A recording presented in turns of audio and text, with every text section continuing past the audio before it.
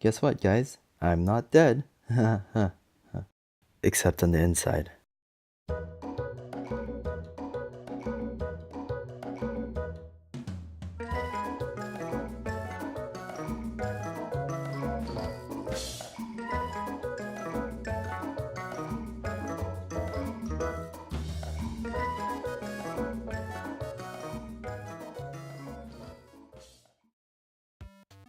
Hey guys, welcome to my first ever map review. First, before we get to the actual review, let's get some important things out of the way for those of you that haven't played this map yet and might want to try it out before you get everything spoiled. First of all, you may be asking, what is Mizzle III?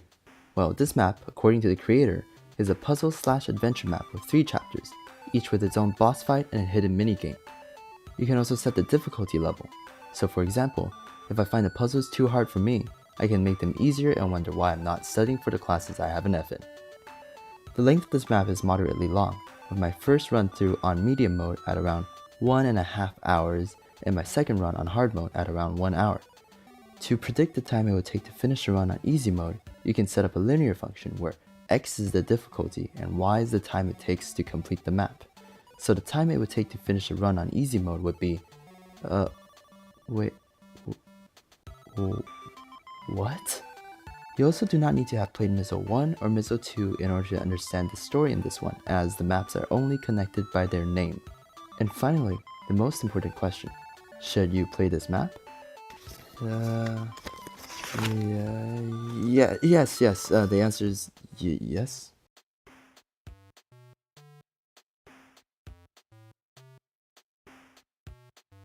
I will be judging this map based on 5 criterias: story, challenge, game mechanics, visual/sound experience, and the wow factor.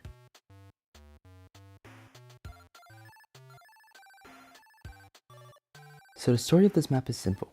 You meet this mysterious force that keeps appearing and giving you cryptic messages, find a guy called Casino that tries to take over the power in the shrines of the fallen gods, learn that there's an evil witch trying to destroy all universes, and run into Dr. Exposition in his lab.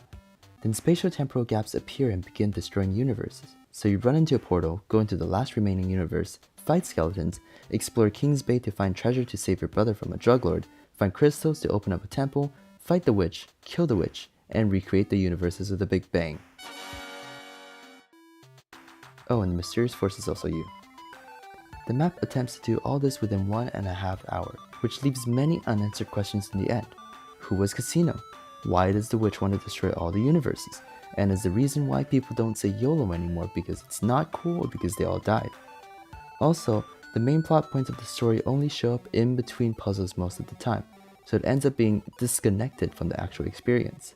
If someone gets stuck and focuses on a puzzle for a long time, that particular person, who isn't me, might just end up forgetting what was going on in the story. Granted, the story might be more understandable if someone has played the previous Mizzle maps, but the judgments I made are based on what the map creator said himself, that there is no link between each map and that you should definitely subscribe to this cool Minecraft channel right now by clicking on this not suspicious button. Refunds will not be provided if the channel stops producing content for over 6 months. Overall, the idea behind the story is great, but the method of delivery causes it to feel disjointed and confusing. I give the story a 4 out of 10. This map is decently challenging. However, despite the fact that it is labeled as a puzzle map, the players are basically only challenged on their mechanical skill. For example, for me, the hardest parts of the map include the deprivation chamber parkour, the elytra tunnel, and the last boss fight, none of which are really tasks that count as puzzles. And honestly, these parts aren't even that hard. I basically beat all of them within 3 tries because they were all too easy, and please ignore that clip of me failing over 50 times that is currently playing on the screen right now, and I'm going to fire my imaginary editor and be right back during this commercial break. Sean!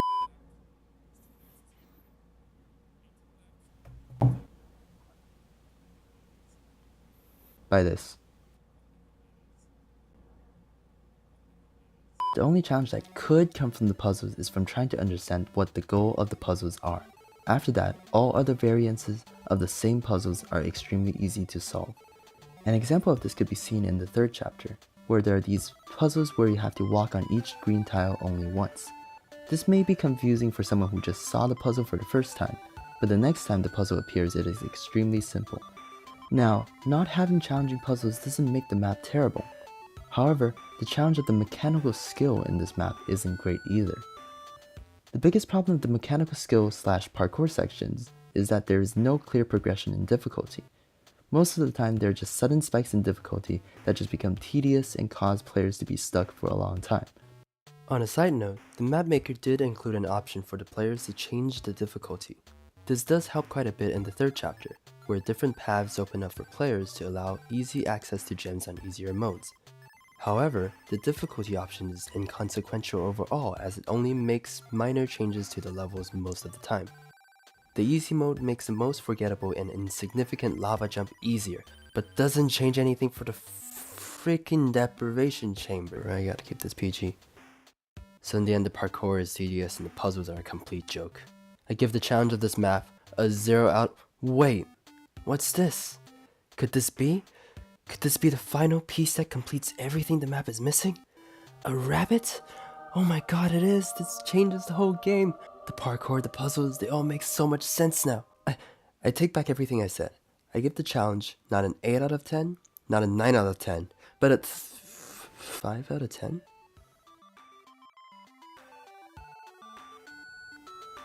The mechanics in this game feel extremely rewarding, is what I wish I could say without feeling like I lied. Now granted, the mechanics are fun to mess around with. In fact, I was extremely excited and intrigued whenever I was introduced to a new mechanic.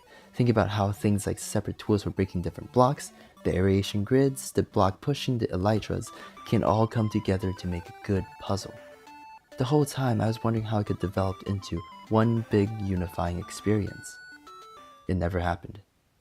Almost all new mechanics are just introduced briefly for a part of one chapter and is never to be seen again, which creates an unrewarding experience as there is no sense of progression. Sure, you can throw in new blocks to break, but if the mechanic is not given enough time to develop new strategies and/or increase in challenge, there's practically no point. I mean, just look at the glass breaking. The player was told to break glass by a message in the chat, and doing so advances the plot so the player can continue the story. And later in the story, the player has to break another piece of glass so they can— oh wait, that doesn't happen because the mechanic is just forgotten for the rest of the game. Kind of like that one map I keep teasing in all my videos. Basically, there's a lack of development of introduced mechanics, which can leave the players unsatisfied. Personally, if I were creating a map, I would never make badly introduced and unrewarding mechanics. Okay. I guess I solved that one. Again, that was trial and error. I don't know what that was about. Yeah, I did it. I got the yellow essence. I know what all I had to do was there was an E, and then there was an MC and then a 2 that I needed to square the C with. And then when all that happened and E equals MC squared, it converted via nuclear fusion.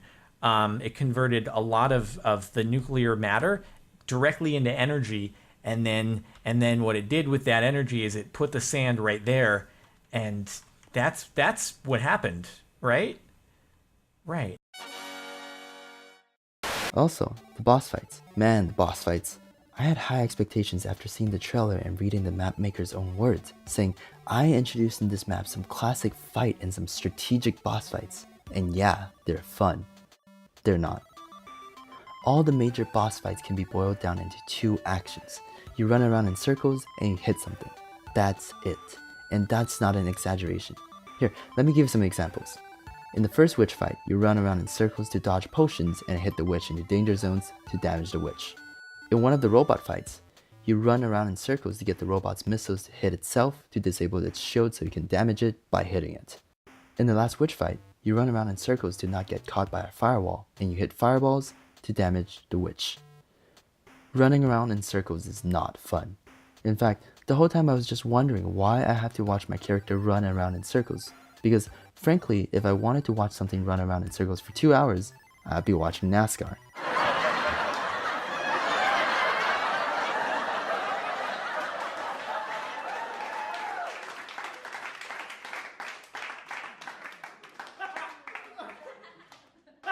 This map was designed for both 1 player and 2 players, but I'll only be reviewing the single player aspect as it is mentioned to be a completely valid way to play and all my friends are too busy doing productive things in real life to play video games with me. In order to compensate for the fact that there is only 1 player, the map gives the player an armor stand and a transposition orb to allow the player to swap positions with the armor stand. This idea may work well on paper, but becomes tedious in reality if the mechanic is not well integrated. If a player was not required to use the armor stand for a while, meaning that the armor stand is quite far back in the map, and the player meets a section of the map that requires 2 quote-unquote players to continue the plot, the player would have to go back to where the armor stand was and go through the long tedious sections of already completed parkour or solve puzzles while wondering why friends are so hard to get.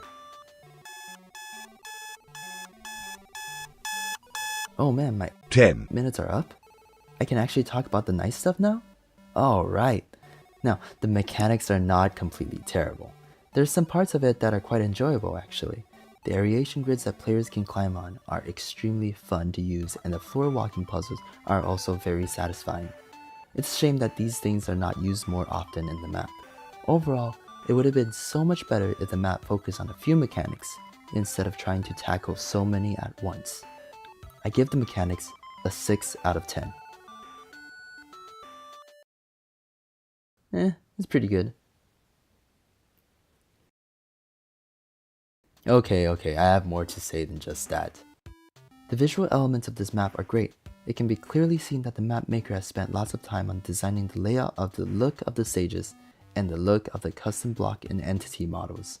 The sound design is great too. There's a constant ambiance to always keep the players engaged. The only complaint I have is that the volume of some of the sounds should have been calibrated better, as there are some sounds in the map that were way too— Jesus!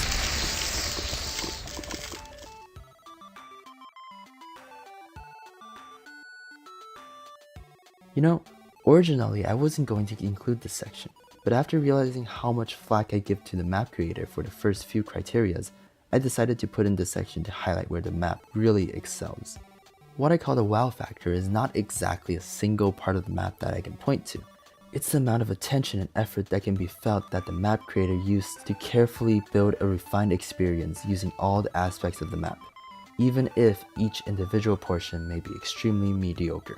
In some parts, the sound, the story, and the mechanics click together perfectly to form a unique and enjoyable experience. The minigames and secrets also add a certain charm to the map. They give the players a challenge in finding and playing the games, and they also give the world of Mizzle III a more expansive feeling, because playing them isn't actually a requirement to winning the map, it's just something on the side that the player can choose to experience if they want to.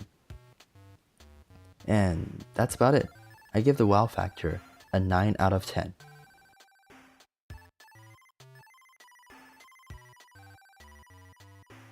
Alright, here's the moment you've all been waiting for, the final score. To calculate the final score of this map, I will actually use this special formula that I wrote, where these variables are replaced by the scores given in each section, and R is a special variable that is generated by a very special process. And the final score I give to this map is 7 out of 10. Overall, the map's polished details and great sound and visual design create an enjoyable experience for the players, but the map's lack of cohesive story and structure of mechanics work against it. Thank you for watching my first ever map review. This is a new kind of thing I'm trying out and experimenting with. So if you have any feedback or just want to talk about how your day was, leave a comment in the comment section below. And if you want to see the new things I might post in the future, feel free to subscribe and be amazed by what I've planned in store. Also, don't forget to check out the original map by Mlakuss. I have included the link in the description, and legends say that if you click it, there's a really high chance you own a computer. And that's it. Tune in next time to find my top 10 list of electrical outlet designs. Number 7 will shock you. Bye!